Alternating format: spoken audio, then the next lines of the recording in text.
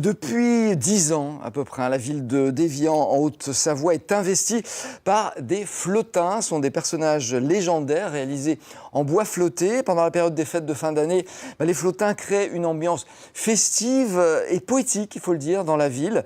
Bien loin, évidemment, des marchés de Noël consuméristes. Mais comment est né ce fabuleux village des flottins et d'où viennent ces créatures étonnantes?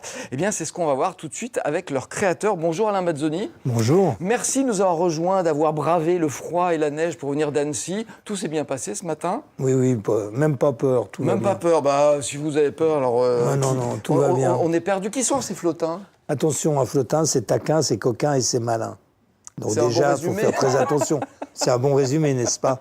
Les flottins sont des petits personnages inspirés un peu des fées, des sorcières, des gnomes, etc., qui vivent dans les Alpes derrière Évian et qui redescendent chaque année pour l'événement des flottins. Ouais. Alors, ils sont entraînés à l'automne par les grandes pluies et ils s'accrochent à des bouts de bois et de ruisseaux en torrent, de torrent en rivière, de rivière en fleuve, le Rhône.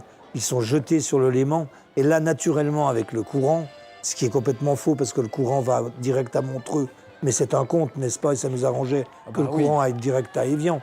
Donc, naturellement, avec le courant, ils vont à Évian, ils arrivent sur les plages d'Évian, et là, les Évianais, leur ayant fait un très bon accueil, mais avec le bois qui les a amenés, eh bien, ils construisent un village, leur village, et au mois de janvier, lorsque la montagne a revêtu son grand manteau blanc, tout est gelé, eh bien, ils vont remonter par les ruisseaux, les rivières gelées, et à l'automne, avec les grandes pluies, ils redescendront. Ce sont donc les flottins et les flottines. C'est vrai que l'avantage des contes, c'est que tout est permis. Voilà, on peut faire ce qu'on veut dans un conte. L'eau peut remonter les pentes, on peut tout imaginer. Voilà. C'est vous qui avez eu cette idée? Oui, c'est moi qui ai eu cette idée et je suis fier. J'imagine. L'idée de départ à Évian, c'était... moi, j'ai une compagnie d'art de la rue et de jeunes publics qui existe depuis 40 ans, qui s'appelle le Théâtre de la Toupine. Et on est installé à Évian depuis 14 ans. Avant, on était à Thonon-les-Bains, dans la ville voisine, et on est passé en d'autres termes, dans une autre ville d'eau. Et donc, on était là depuis 2 ans, et la mairie a lancé un appel d'offres, a demandé de faire un marché de Noël. Et moi, j'ai dit, peut-être qu'il faudrait faire autre chose, parce que les cochonneries made in China, c'est peut-être pas le moment. Et on va se faire plein d'amis, mais il faut assumer. Voilà. C'est vrai que la plupart du temps, ça existe. Il y a des marchés de Noël sérieux, où on a des producteurs locaux, on a de vrais artisans. Donc en Alsace, on en trouve les vrais, c'est la source. Mais après, c'est devenu un peu n'importe quoi. Donc l'idée pour moi, c'était de monter un projet fédérateur pour la ville qui met tout le monde dedans. Bon, c'est une petite ville, Évian, c'est pas 10 000 habitants.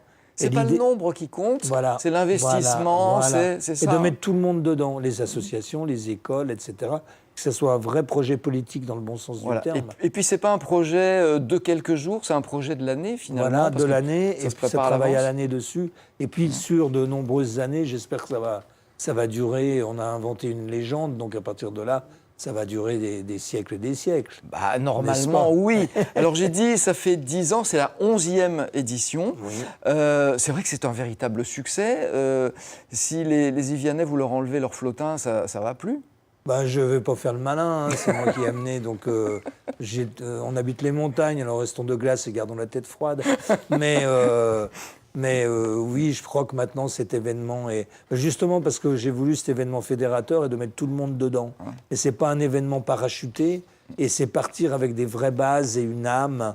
Et ce bois flotté qui arrive par le Rhône et par le Léman a chauffé pendant les dernières guerres, a chauffé tout le bord du Léman français.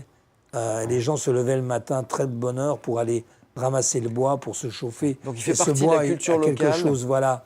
Ce bois, il a une âme, je crois, et prouver qu'avec rien, des bouts de bois qu'on ramasse, si on s'y met à plusieurs, on peut faire quelque chose. Ouais. Puis dites-moi, il y a 10 ans, le développement durable, on en parlait, mais c'était encore c'était un peu caché sous le bois flotté. Voilà. Finalement, vous étiez déjà dans le coup? Oui, je pense qu'on était...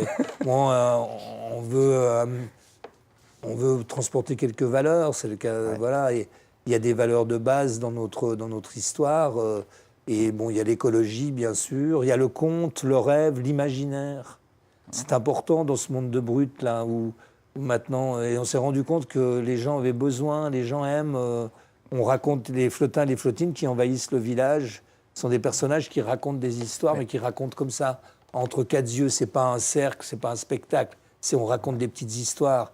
Et on s'est rendu compte que tout le monde a besoin de rêver et de revenir dans son enfance. Ouais. Alors ça, c'est le travail de la légende, mais aussi des artistes, parce qu'il ne faudrait pas oublier cette belle équipe qui est derrière. On en parle dans un petit moment.